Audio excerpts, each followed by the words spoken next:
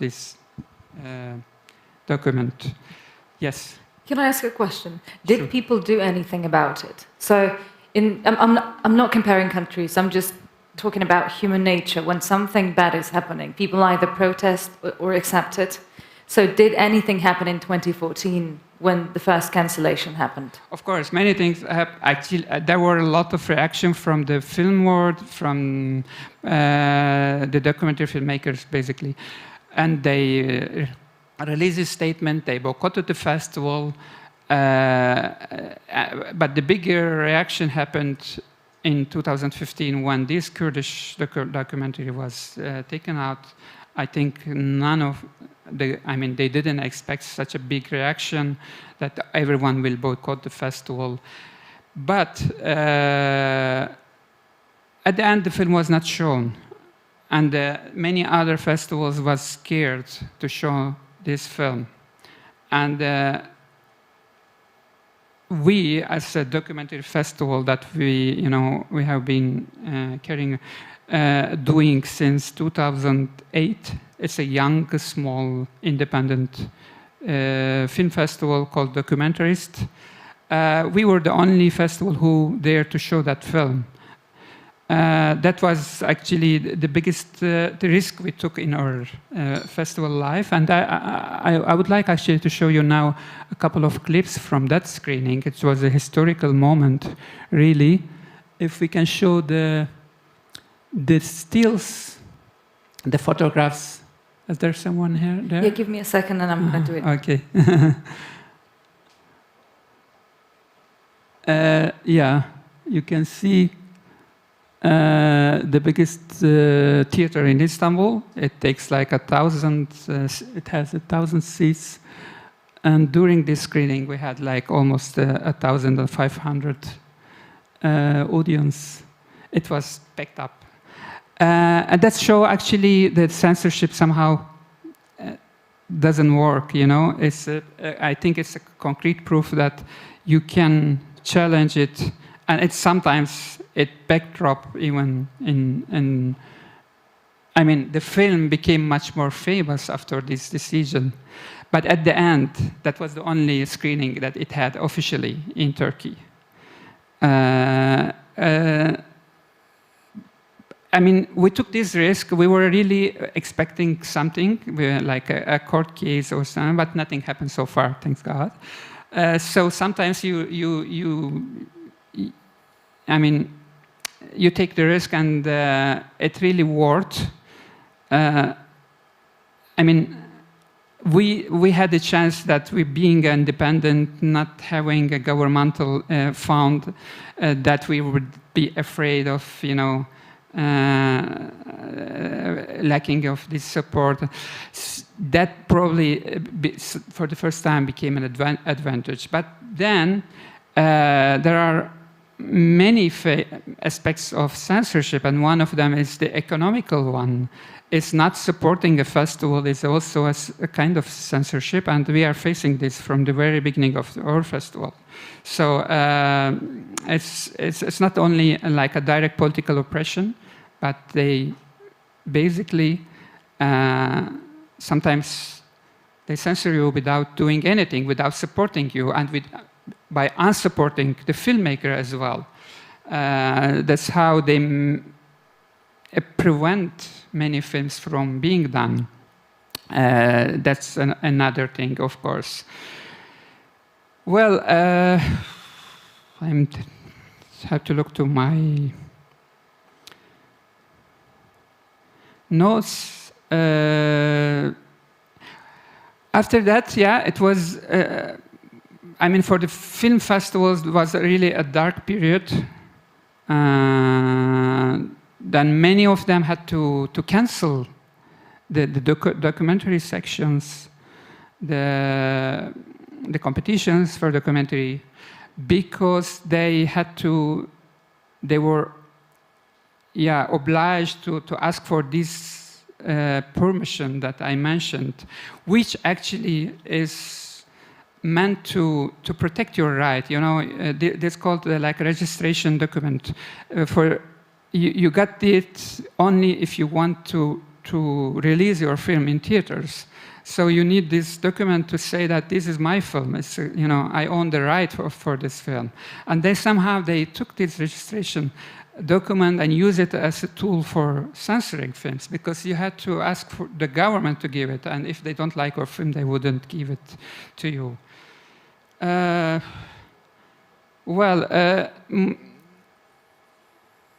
So this is an indirect censorship. I said economical censorship, blacklisting certain filmmakers that, and I can say like most of them are Kurdish filmmakers that touching issues like Kurdish issue, Armenian issue, which is considered taboo in Turkish official history.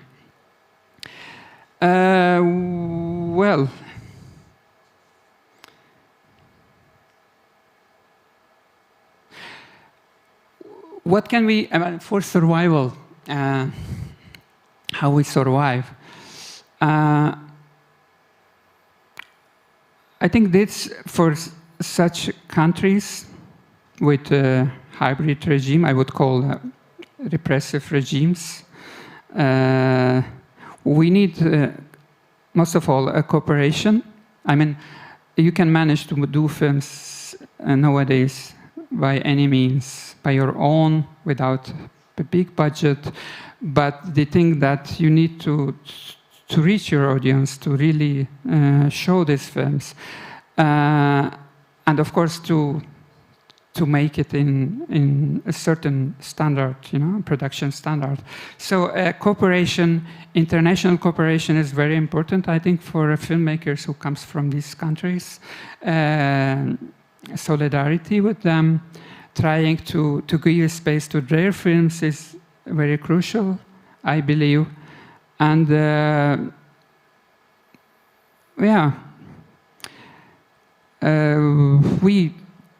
I don't know, we are trying to learn how to survive. It's like a process that we are still in it. And actually at the moment I would like to show you a very short video clip from 2013. It was filmed, it's like 1.5 minutes only, and I would consider it as really a great document.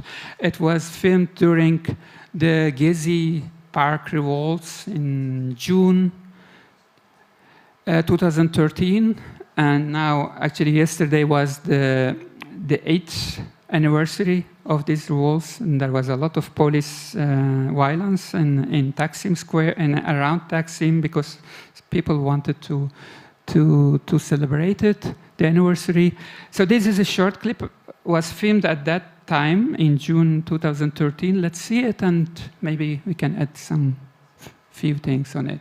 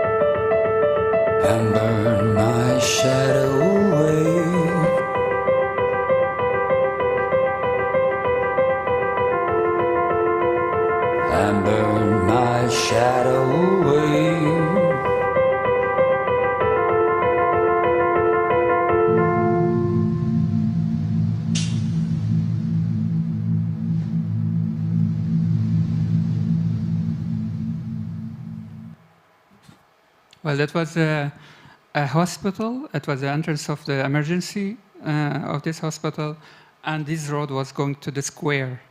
It's Taksim Square, like Maidan here, you know, where actually it was the end of the Gezi Park occupation when the police occupied back the area, and they were preventing the people from reaching the square. And they would keep, you know, throwing tear gases, and they would push back the crowd, but then they would come back and then pushing back and some. Well, I mean, if you want to film such thing for a fiction film, you would need a huge budget, hundreds of extras. You had to get permission to close, you know, the area, and but this is the good thing of being, you know, living in a repressive regimes, that you do it for free here. You just need to stick your camera on the window and film it with zero budget almost. Yeah, in any way you can make your film somehow, unless that you can find a place to present it, to show it. And now we have the digital platforms, of course, which is, I think, I mean, Bakur, that the film was not shown in any festival in Turkey, later on was, just a couple of weeks ago, was online, and over 10,000 people watched the film in a couple of days. Somehow it reached its audience, but yeah. Well, I think this is all that I want to say. If you have any comment, or I'm sure that you all have a similar experience from this region. You know, I'm not the only one who come from hybrid regime. If you want to share something from your own side or ask a question, I'm ready. I actually have a question. What are things like now? Did the pandemic change anything? How bad is the situation in Turkey right now? It's getting worse and worse, and pandemic doesn't make it better, of course. But if we talk about the filmmaking, we were surprised to receive a huge amount of films. Now we are preparing the next edition, which is going to be in July, to happen in a couple of weeks. And we received the biggest number of submissions from Turkey this year. I mean, somehow people were filming or editing, or maybe they edited the material they filmed before during this lockdown. And we are watching those films now, trying to curate a program out of it. It's difficult. It's very unstable. I mean, apart from the fact that we are in uncertain times because of the Corona time, but the political situation is very unstable, so you cannot really foresee, neither for our festival nor for the filmmakers. But I think because of the stories are there are a huge amount of stories to be told. I think somehow they will find a way to tell these stories. And I see that now there are many people who get found from abroad. I mean, many films that now made with co-production from France, Germany, and many other countries. I think this is the new way of now, the new strategy to survive for the documentary filmmakers, is to find international connections.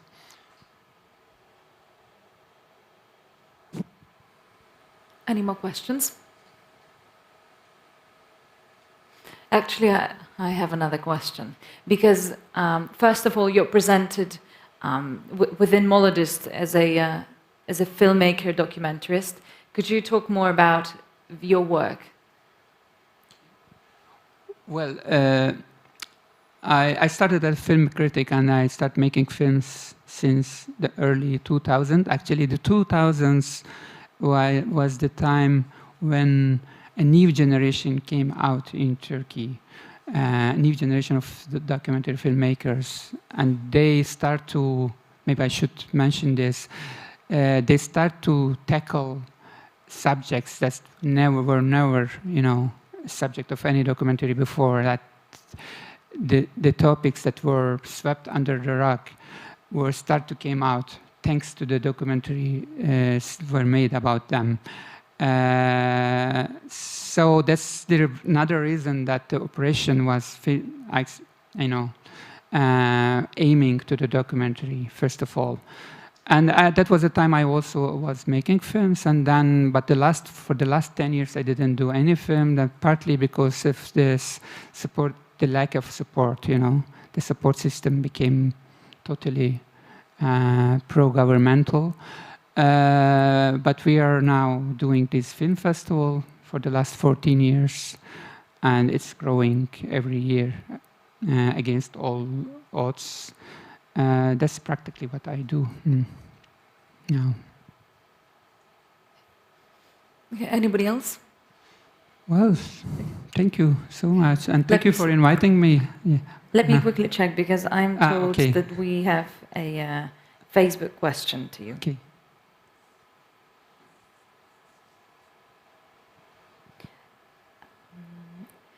Alexa is asking, what is the professional situation for the female filmmakers in Turkey? There are so many of them, talented indeed. There's a very good question. Actually, it was not a surprise that a majority of the documentary filmmaker now is female.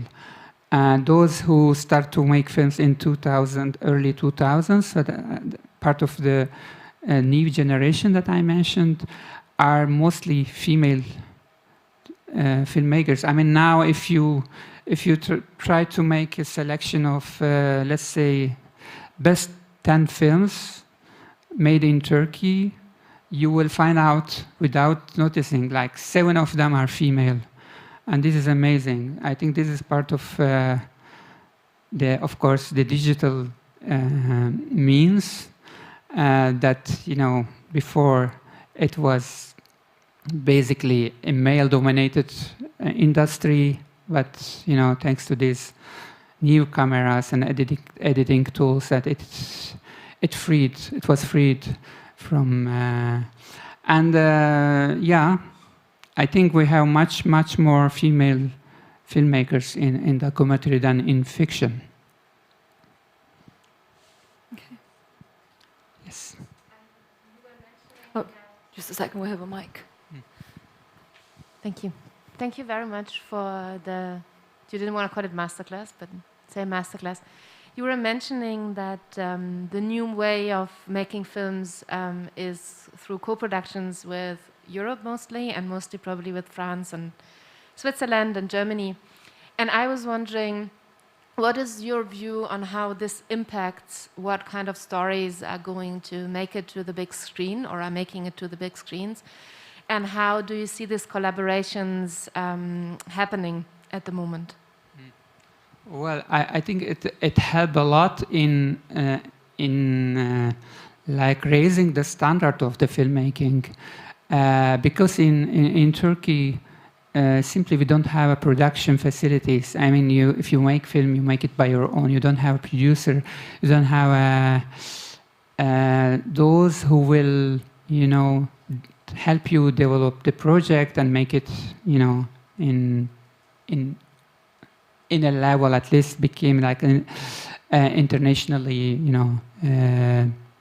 better. But from the films that I am seeing now, I can give you an example that a filmmaker who's, by the way, one of the reasons that there are many filmmakers now in exile in Europe. So it's a kind of a way of they survive in Europe as well. They start to make films with this opportunities that they reach out in the countries they live. A guy from France, living in France now, made a film. It was competing in Vision de Réel, and it got a prize there. It's an amazing film. And it was not necessarily a political one. So I was amazed that this film managed to get, a French production, even though it was so personal. It was about his family.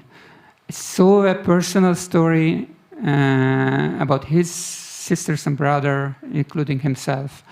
And it made a great, he managed to came out with a great story. But it's not really, it's not these typical films that European filmmakers will pick up because it's very political and, let's say, sexy topic. So I think it will affect, if these, co-producers support the storytelling, the good storytelling, but not only the topic, then we'll have a lot of filmmakers telling great stories. I don't know if I managed to answer your question. Yes, thank you. Okay. Thank you very much. Thank you, Molodis. Thank Necati. you, B2B and Alex, for giving me this chance to talk about it.